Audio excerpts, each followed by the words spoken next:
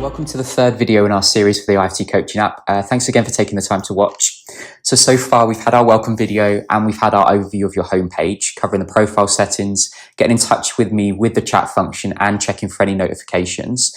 So in today's video, we're going to explore how to use the progress check-ins, specifically the daily and the weekly check-ins. You'll find both of these as the two blue tabs at the top of the screen that you can see now. So for all check-ins, they are optional, but they really do provide valuable information for both of us, as we recommend at least using just your weekly check-in at a minimum if you don't choose to use the daily check-in. These daily and weekly check-ins help me understand what's happening outside of sessions. They allow me to adjust your program accordingly as to how you're actually getting on.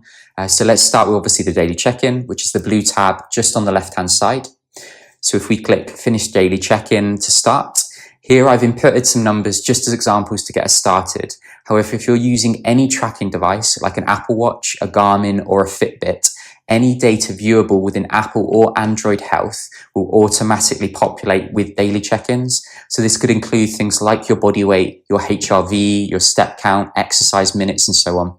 So any data with a blue bar and that small power icon that you can see next to it will pull directly from Apple Health or Android equivalent into the app itself.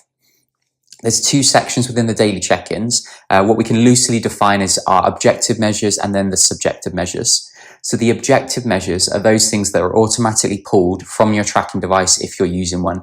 So examples again would be things like your body weight, your HRV, your step count, exercise minutes, resting heart rate, things like that. The subjective measures, on the other hand, are those that are going to be manually entered by you.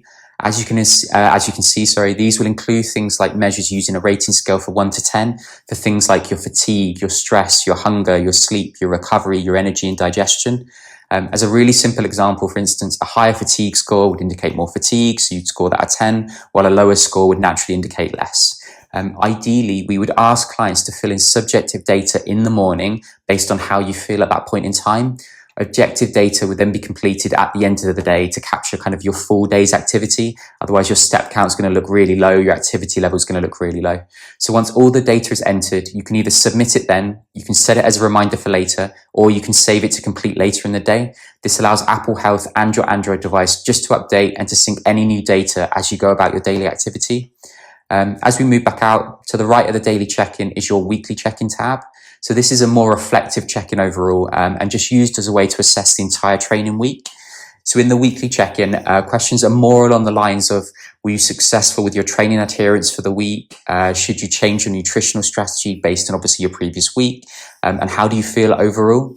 So these are questions used just to get you considering the week in its full, and hopefully get you thinking about making small plans just for the upcoming week ahead based on how the previous week went.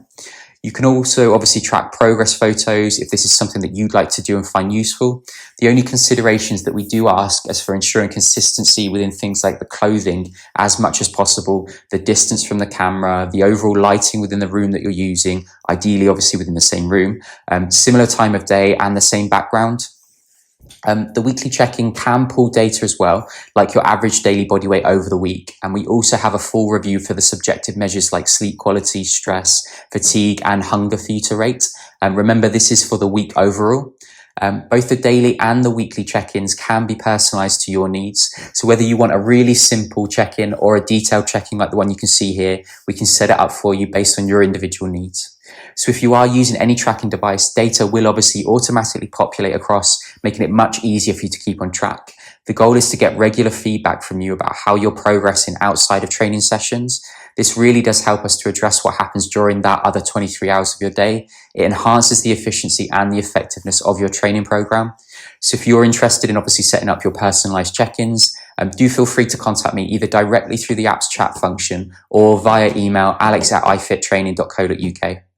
So in the next video, we'll go through the tabs one by one, including the daily progress tab, and the check-in log. So thanks again, and we'll see you on the next video.